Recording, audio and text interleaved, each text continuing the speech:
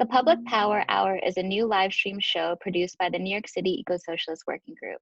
On the Public Power Hour, we draw connections on how the climate movement is ultimately connected to so many other issues ranging from health, housing, and transportation, to name a few.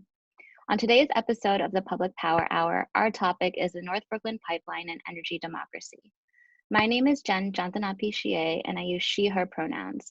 I'm a member of the New York City Eco-Socialist Working Group, and I live in North Brooklyn, very close to where National Grid is constructing a new fracked gas pipeline, officially called the Metropolitan Reliability Infrastructure Project, but locally dubbed the North Brooklyn Pipeline. For the past year, activists have been organizing and fighting this pipeline, making the case that we cannot afford to build new fossil fuel infrastructure when we are living deep in a climate crisis. Over the past few weeks here in Brooklyn, 12 climate activists have been arrested for shutting down construction on the North Brooklyn Pipeline, chaining themselves to pipes and beams at various work sites.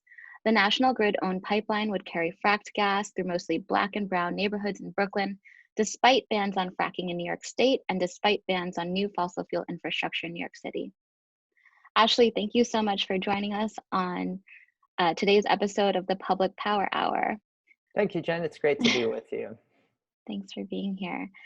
In the midst of so much that has happened this year, a pandemic, the failures of capitalism exposed there, an election, massive daily protests for racial justice, why is it just as important as ever to keep the goal of public power in the minds of our listeners? We need to build out a significant renewable energy sector in tandem with trying to shut down fossil capitalism.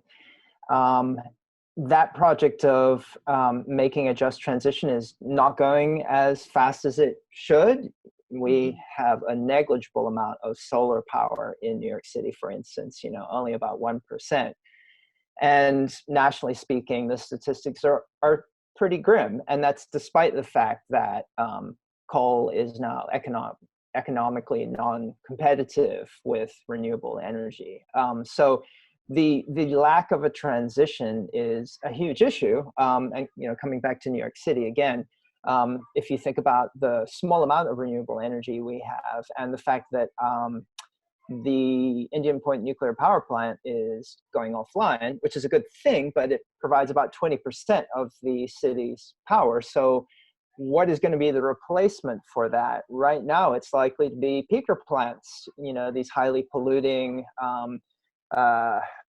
oil installations that are often located in communities of color and working class communities in the city. So, we need to keep fighting those kinds of things, but we also need to be pushing for a really fast build out of renewable energy. And we need to be thinking about what the nature of that renewable energy is going to be.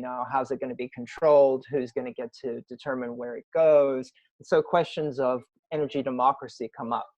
It's not just a matter of putting solar panels on the roofs of every building in New York City, for instance. It's really about kind of political questions about how we're going to control the new renewable energy sector as well as building it out.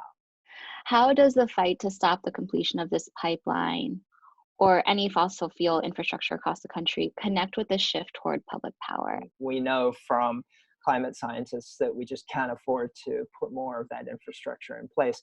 And I think particularly in relation to the North Brooklyn pipeline, we need to remember that the idea of fracked gas as some kind of bridge towards renewable power, some kind of transition fuel, which is what we were told and sold under the Obama administration, is just purely false.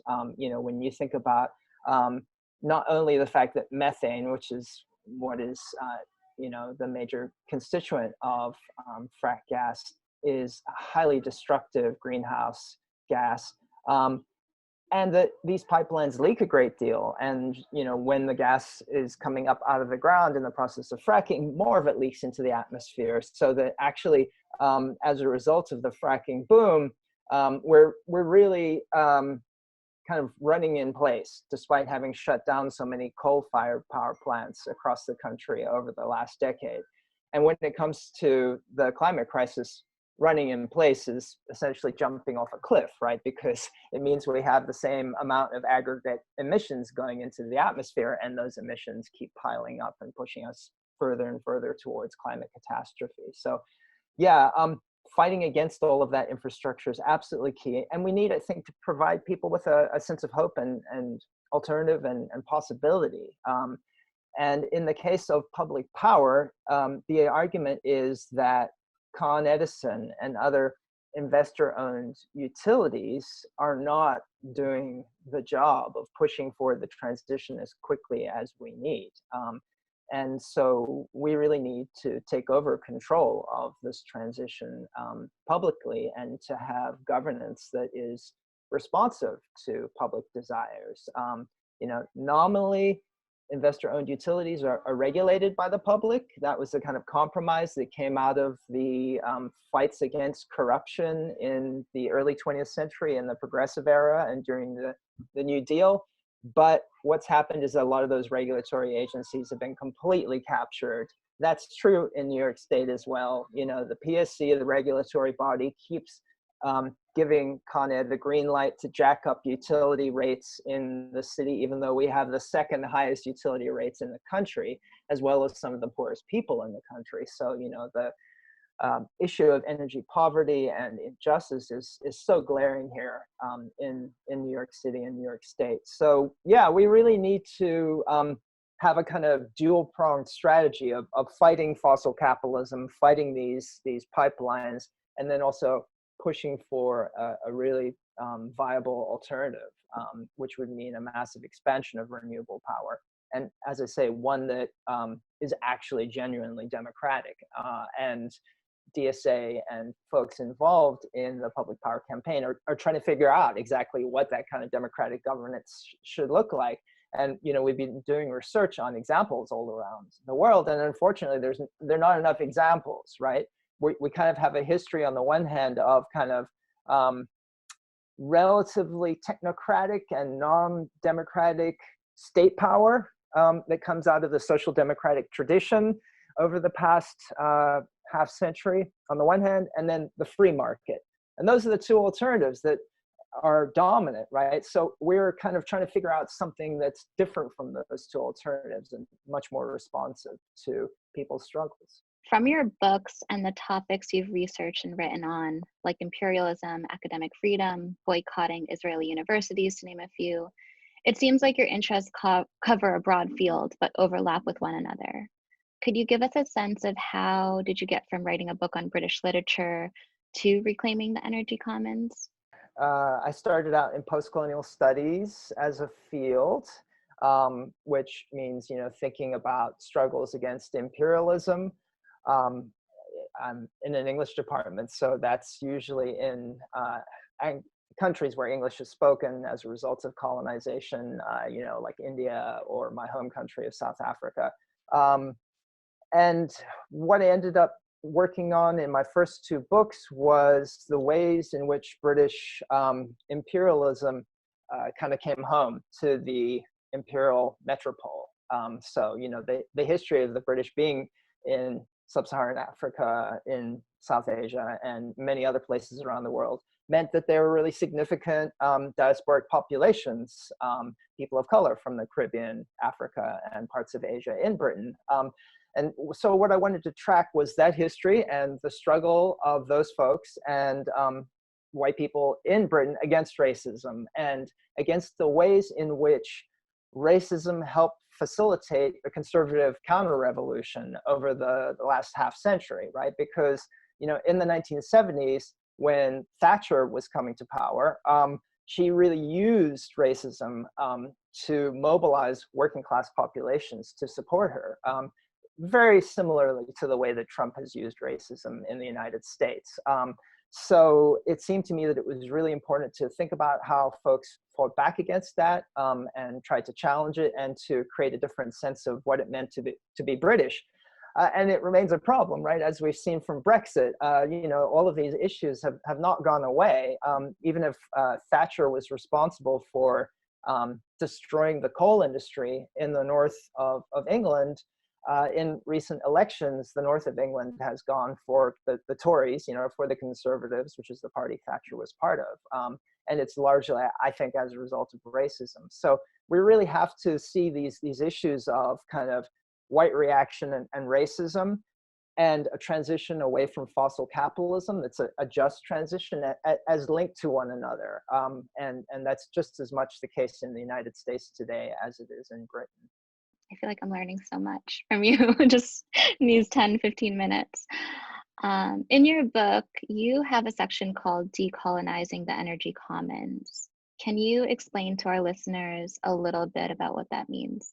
The idea of the energy commons is that we need to think about energy in a way that's very different from the way Americans tend to think about energy. People in the US are used to privatization of energy supplies, and that is partially sort of as a result of legal history. In the United States, anything under the ground belongs to the individual who owns the ground. And that's completely anomalous in relation to the rest of the world, where usually, it's the nation state that owns everything under the ground, including all of the resources there. And of course, that kind of basic legal structure legitimates ideas about energy being private and the right of investor-owned utilities, for example, to kind of control our energy generation, or of course, big oil and fracking to continue with the mayhem that they're engaging in all around the country. So I offer the idea of the energy commons as a kind of alternative, imaginary, the idea that, we can have a popularly controlled energy sector that is not linked to the free market, and is also not linked to some group of kind of kleptocratic state elites who dictate what happens, right? Because, there have been many movements over the past century to take over energy resources, particularly in countries that were colonized. But in far too many cases, the so-called resource curse has played out, which means that, control of energy resources, particularly oil, by a small elite has led to rampant corruption. So how do we think about something different? I offer the energy commons as a way to figure that out.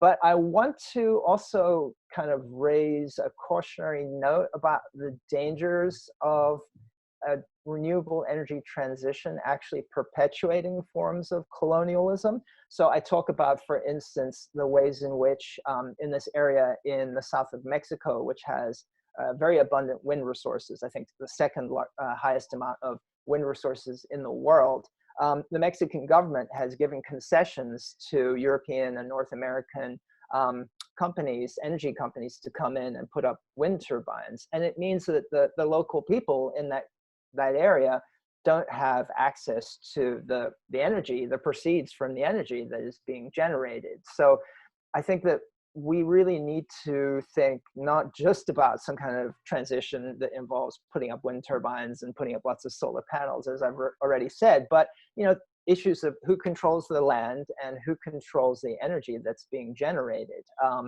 And so we need to really think about issues of decolonization in relation to energy. And I know there's a lot of kind of discussion of decolonization, and a lot of it has to do with land, but I would suggest it also has to be thought about in relation to energy. Public power campaign, whenever I speak about it, I always make sure to emphasize that aspect as well. Yeah, and in New York, the issue also has to do with the impact on frontline communities, and the whether investment in renewable energy resources is going to go into those communities that have been historically most damaged by forms of environmental injustice, whether people are going to get trained so that they can actually have jobs in that sector, as opposed to resources going where they often do, to wealthier communities, right? So that issue of decolonization is also germane in relation to New York City and issues of climate justice and energy justice. Something else you talk about in your book are these institutions and bureaucracies and antiquated infrastructure. Where and why do you see public power campaigns being integral to overcoming or changing these entrenched ones? Fossil capitalism operates through specific kind of infrastructures, And those infrastructures, although they don't kind of automatically dictate some kind of corruption and oligarchy, they certainly facilitate it, right? So the historian Timothy Mitchell has talked about how the ways in which oil is easy to transport from place to place, how that has helped small elites gain control of oil supplies. And in fact, he talks about the kind of transition from coal power to oil power in the 20th century as something that elites engaged in because they wanted to smash unions. You know, coal requires armies of people to get out of the ground, and it's very hard just in terms of its material nature to transport from place to place. And that allowed workers to engage in massive strikes and essentially choke off access to energy that was essential for capitalism. And oil flows very easily. And so Mitchell argues that that helped to facilitate the forms of oligarchy that we have today. So what I want to argue with people's power is that renewable energy could, as a result of its peculiar material characteristics, also help facilitate processes of democratization. You know, the sun shines everywhere, the wind blows pretty much everywhere, right? You know, some places are sunnier and some places are windier, clearly, but you know, these are resources that are distributed widely. And that means that we don't have to rely on some, you know, coal-fired power plant somewhere far away to generate all of our energy. You know, we could all theoretically, if you know, we had enough help from the state to afford this stuff, we could all have solar panels. You know, we could have wind farms that would be supplying our cities if people just decided to do that and mobilize the capital to do it. And it could all be democratically controlled. It could help to dismantle the forms of oligarchy that we have. And the other thing that's also really important is that when we get this distributed renewable energy, it's also going to be digitized, right? You know, one really important aspect of the renewable energy transition is that we need to really cut the amount of energy that we're consuming.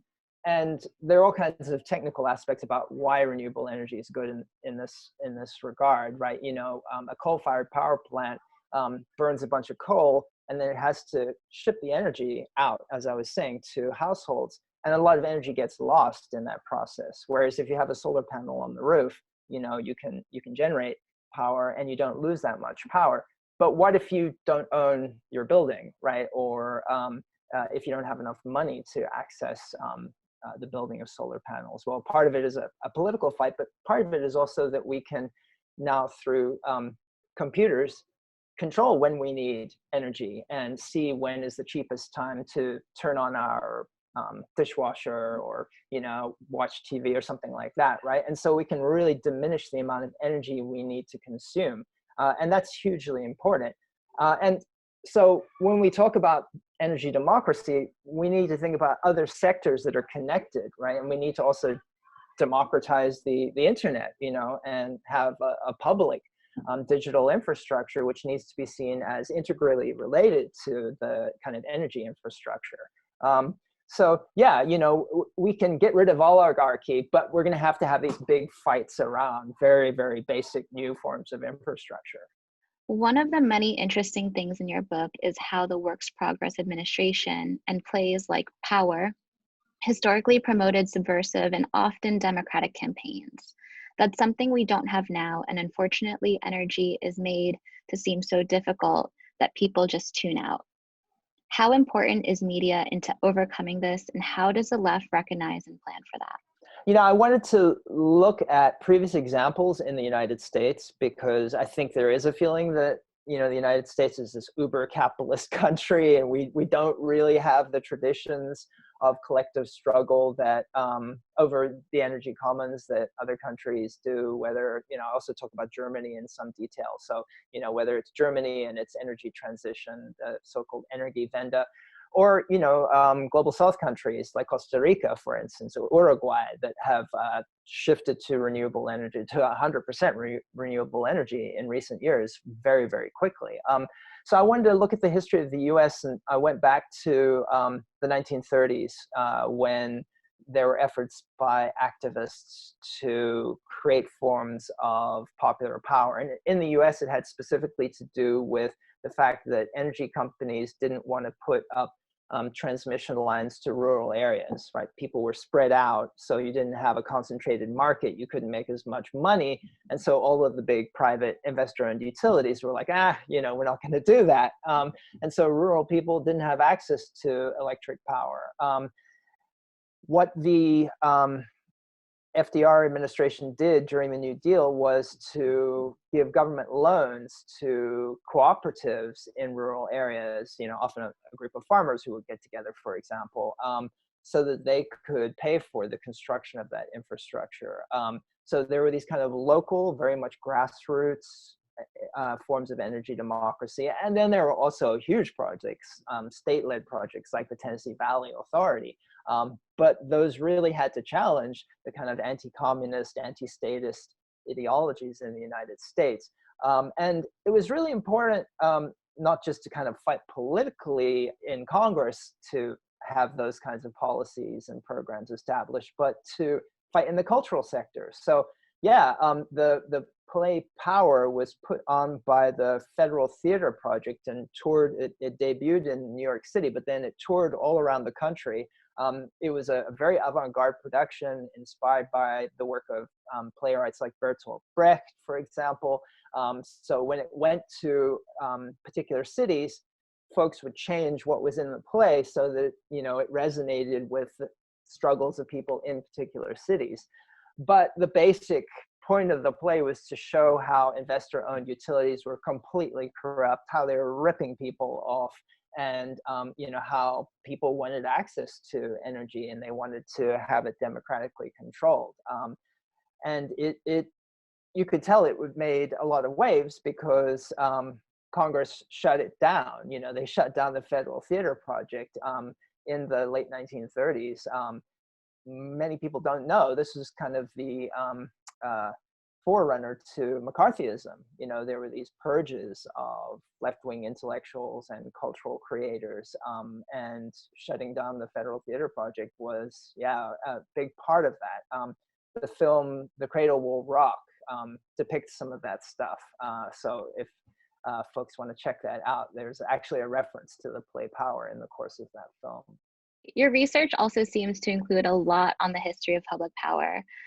What is a particular lesson that activists right now fighting against National Grid can take from the past in our current fight?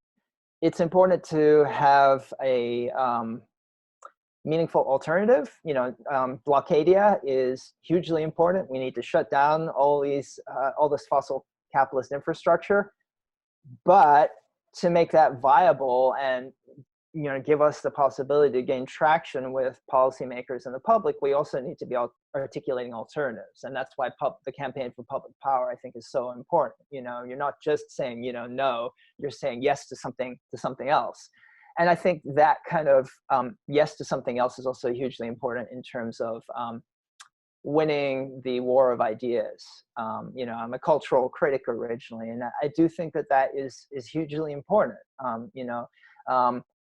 Convincing people that public power is not just some pie in the sky dream, but is actually their right, that people should have a right to energy and that we can do it if we want. It's just that there's rampant corruption and obstructionism that we need to sweep out of the way in order to win these struggles is hugely important. And one way to do that is, through culture, through making arguments in the public domain of various different kinds.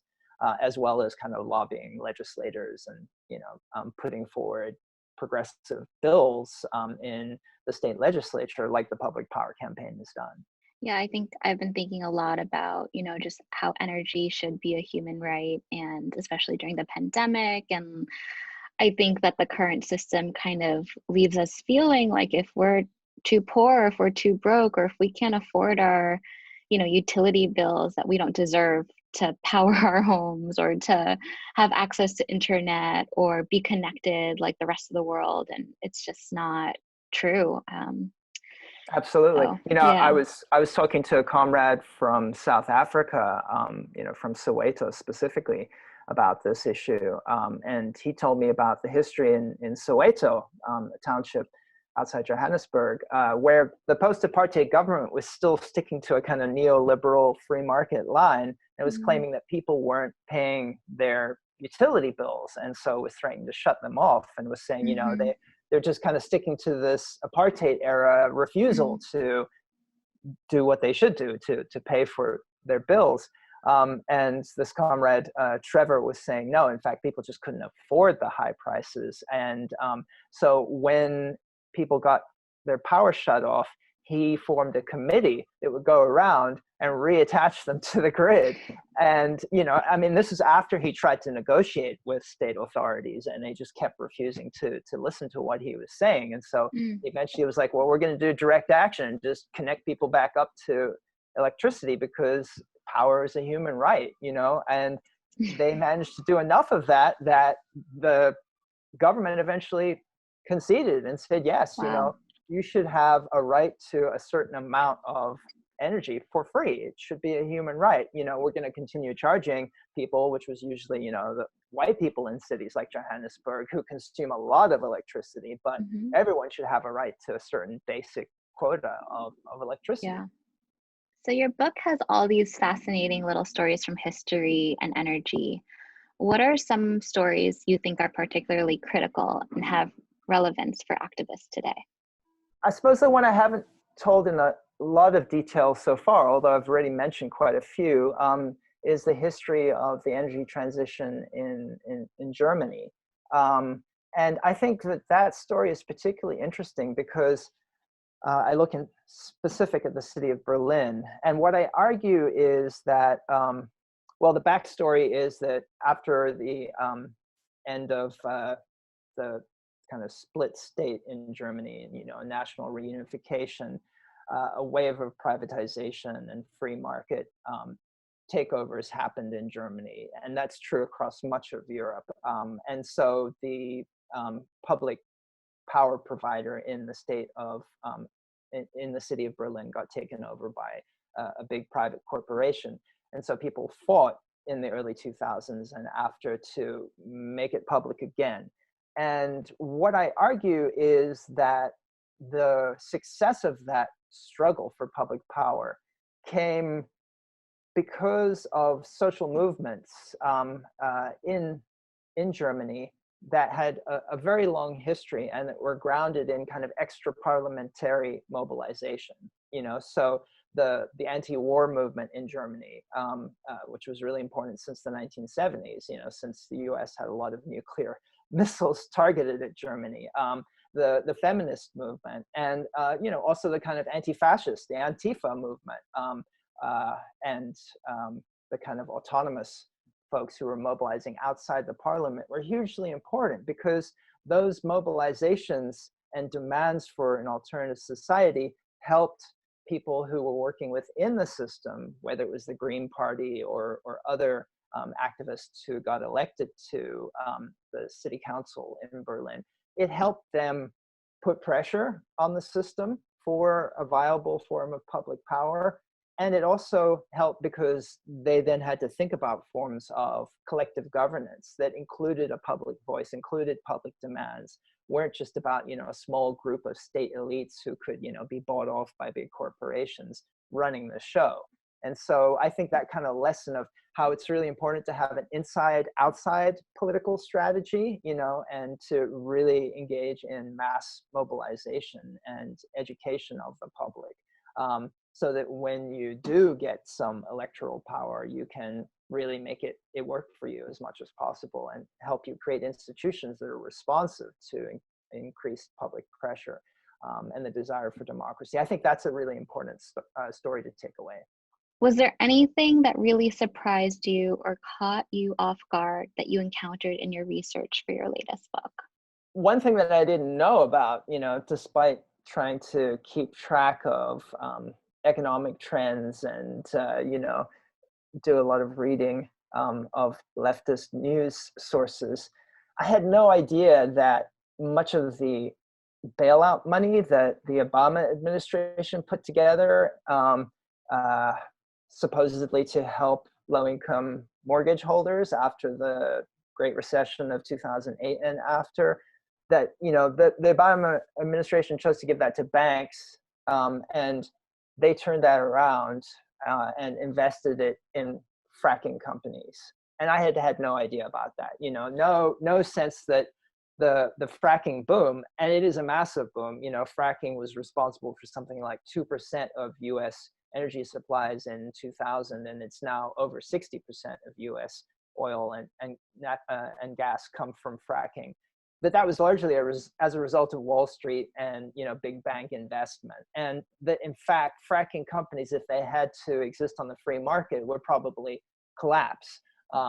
If they weren't getting these massive cash infusions, which come from private actors, but ultimately they come from us, right? It was the government and us taxpayers who are putting this money up. So, just kind of following that money trail was really interesting and really surprising and really upsetting, and clearly as we contemplate a Biden administration coming into power in the midst of this huge pandemic crisis, which has thrown fossil capitalism into crisis, right? Because not that many people are flying around and driving around, and so price of oil and gas has just plummeted over the last 6 months, and many fracking companies are going belly up economically. We have to make sure that they don't get another public bailout. So we have to watch these money trails very closely. Yeah, absolutely. That is fascinating. And also terrible that Biden won't ban fracking or just continues to repeat that I will not ban fracking. It's just like, well, it'd be really great actually if you did. I know. Yeah, it's so upsetting. I mean, I guess, maybe one could think that he had some political calculus in mind about flipping Pennsylvania. But right. Why the hell didn't he just say we're going to have a just transition and every worker who is in the fossil sector is going to be guaranteed a good job that pays them the same as now, Yeah, jobs guarantee. Yeah, exactly. So say we shut down the pipeline, what does come next in moving New York City toward public power? Well, I think that goes back to what I raised earlier about the shutdown of Indian Point, the nuclear power plants that supply such a significant portion of the energy in New York City. Although the state has requisitioned significant new wind sources, with big farms going up off the coast of Long Island, it's not nearly enough to offset the loss of nuclear power. And so unless we really push for a massive build out of renewable energy, we're just going to end up with more peaker plants or, a struggle against another pipeline, which they decide to bring in. So that's going to take real political mobilization, and it's in the context of massive austerity, right? So it's going to also take a lot of visionary arguments about where we get the money for this kind of work. We need a public bank. We need to make sure that Wall Street, which is, once again, the stock market is going up to the stars, all that ridiculous speculative investment, much of which remains in fossil capitalism, is instead used to shift the state and the city towards renewable energy. Along with being a writer and an activist, you're also a teacher. So I'd love to hear your thoughts about effective ways to teach others about the necessity of publicly owned utilities in an engaging or meaningful way. Well, I'm a professor in an English department, so I teach literature, film, graphic novels. And so it goes back to your earlier question about stories. Folks in the public power campaign are just super impressive in terms of their understanding of a whole, a series of different wonkish issues about energy policy in New York State and across the country, which is really, really great and absolutely necessary. But the average person, out there is not going to understand all of that stuff. So how do you translate this to them? I think the way to do it is through cultural representation of various different kinds. So yeah, in my teaching, I do it through talking about literary works that both imagine, horrendous apocalyptic climate futures, as well as imagine utopian alternatives and possibilities. There's a whole genre called solar punk, which is, stories about a world based on renewable energy and how we get there and what it might look like and what problems it would have. So that's one example. Another example is the work that I've been lucky to do with folks in the Natural History Museum. They've been using or putting pressure on museums of natural history, like, for instance, the Carnegie Museum in Pittsburgh, which is funded with fossil capitalism. But they've been pushing those institutions to be responsive to people in general, and specifically to indigenous water protectors. So they've managed to get scientists, curators, and water protectors and members of the general public into really important alliances in those institutions, and to get representations of the struggle against fossil capitalism by water protectors actually into those institutions. So I think that's another really important kind of sector and way of struggling. Amazing that they're doing that Yeah. with the museums. We have to use all these different resources that we have, Yeah. and as campaigns like Liberate Tate and BP or Not BP have really shown, far too many of our cultural institutions are dominated by the likes of the Koch brothers or, BP, right? So we need to challenge those institutions and work to re-articulate them, disarticulate them from fossil capitalism and turn them into vehicles of, energy democracy and people's power. Can you think of a particular moment where something clicked in your mind or radicalized you and began your role as an activist and professor? When I was in graduate school, I was getting a master's degree at the University of Virginia, and I happened to read the work of Edward Said, the great Palestinian cultural critic and activist, and two former students of his who are now friends of mine, Rob Nixon and Anne McClintock, who are both South African and had come to the United States during the high days of the struggle against apartheid in the 1980s. And their work really galvanized me and I think showed me how I wanted to be in the world. And so I've been trying to follow their amazing example ever since then. What is the most common misunderstanding that you've encountered when discussing or teaching about the reality of publicly owned utilities? I know you mentioned that you're an English professor, so if this doesn't apply. No, I mean, I teach courses on petroculture.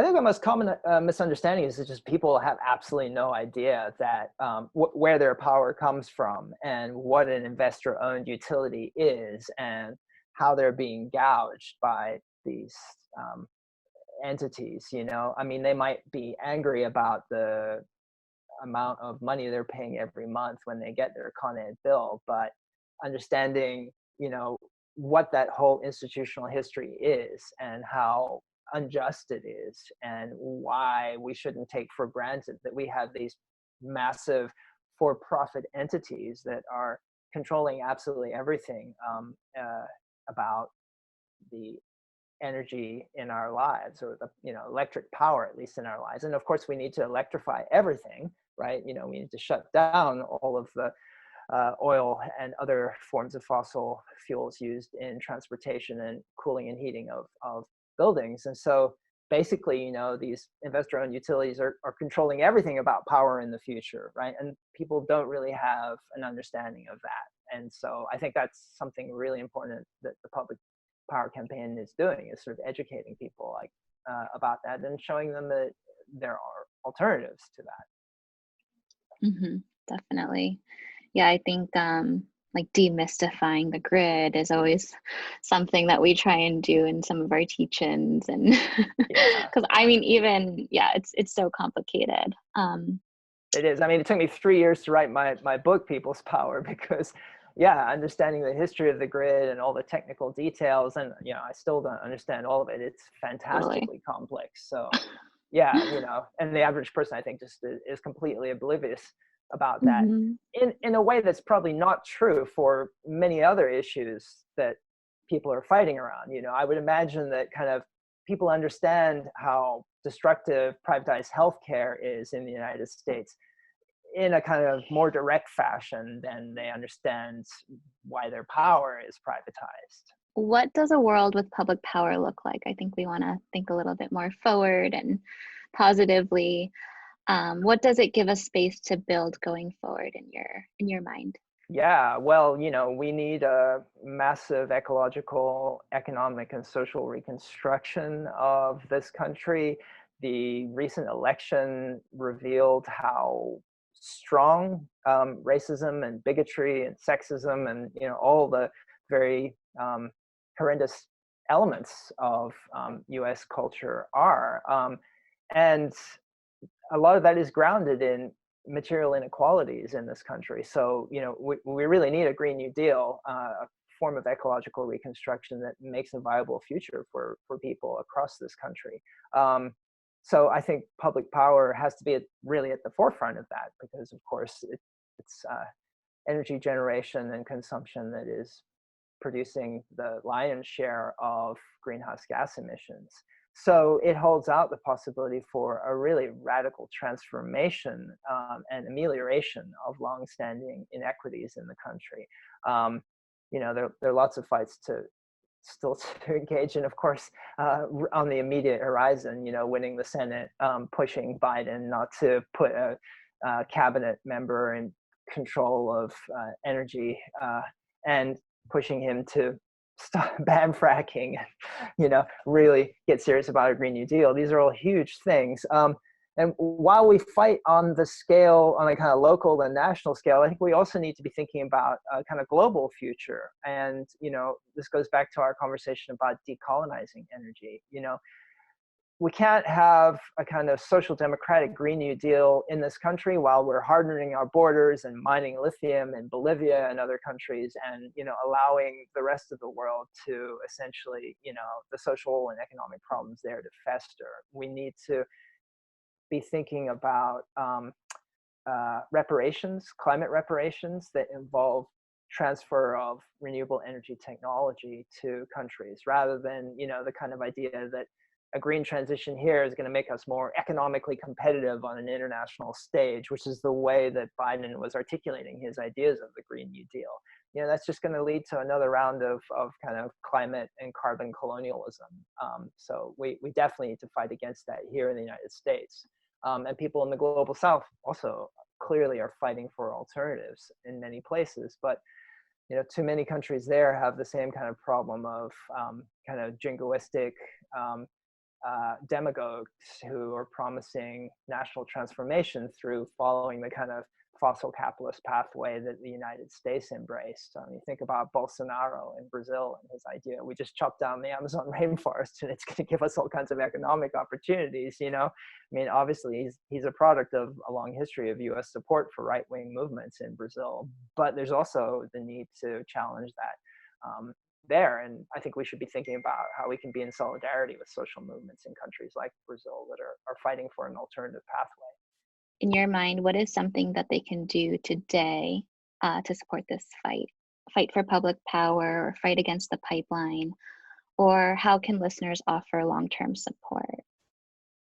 Great question. So as I said, I think it's a dual-pronged strategy, and you just articulated it that way. They're wonderful organizations based in the communities in North Brooklyn and all around the New York metropolitan region that are fighting fossil capitalist infrastructure. So I think that's a great thing to get involved in. It doesn't necessarily mean that you have to lock yourself to a pipeline and get arrested, which everybody may not be willing to do for a variety of different reasons.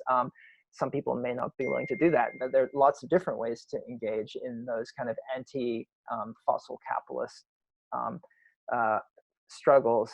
And then, the other thing I would encourage people to do is to look at the public power website.